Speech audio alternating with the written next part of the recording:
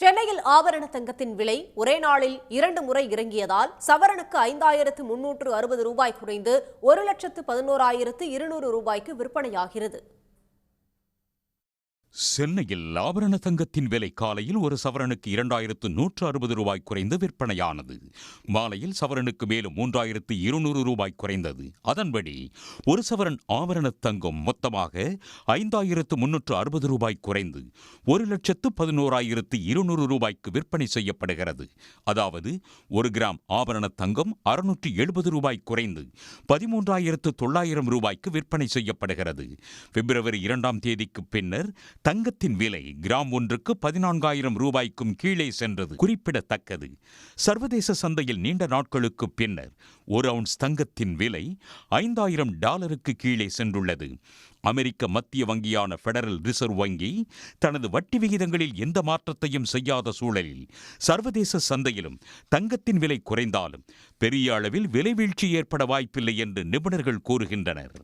ருப்பியோட value 4-5% கடந்த 50 வருஷமாக குறைஞ்சிக்கிட்டே போகிறதுனால இந்த இம்போர்ட் பண்ண பிறகு இந்த லேண்டட் காஸ்ட் ஆஃப் கோல்டு ஏறிக்கிட்டே போகும். இன்டர்நேஷ்னல் மார்க்கெட்டில் கோல்டு ப்ரைஸ் ஏறலைனாலும் இங்கே லேண்டட் காஸ்ட் ஒரு 4-5% ஏறிட்டு தான் போகும். ஸோ அதனால் நிச்சயமாக லாங் டேர்ம் நல்லாயிருக்கும். ஸோ தற்சமயம் கொஞ்சம் வெயிட் பண்ணலாம். இன்னும் ஒரு 5-10-15% குறைதா பார்த்துக்கிட்டு அதுக்கப்புறம் லாங் டேர்மில் வாங்கலாம்.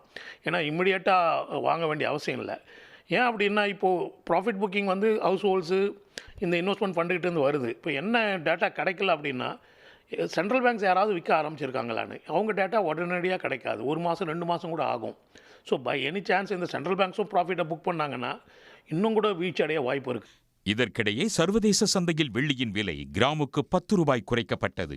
சென்னையில் காலையில் கிராம் ஒன்றுக்கு 10 ரூபாய் குறைக்கப்பட்டு 1 கிலோ 2,65,000 ரூபாய்க்கு விற்பனை செய்யப்பட்டது. ஆனால் மாலையிலும் சர்வதேச சந்தையில் 10 ரூபாய் குறைந்த போதும் சென்னையில் குறைக்கப்படவில்லை. அமெரிக்க பெடரல் வங்கி தனது நிதிக் கொள்கையில் மாற்றத்தை ஏற்படுத்தி வட்டி விகிதங்களை உயர்த்தினால் மட்டுமே தங்கம் வெள்ளி விலை மேலும் குறையும் என்று எதிர்பார்க்கப்படுகிறது. உடனுக்குடன் செய்திகளை தெரிந்து கொள்ள சன் நியூஸ் பெல் ஐகானை கிளிக் பண்ணுங்க.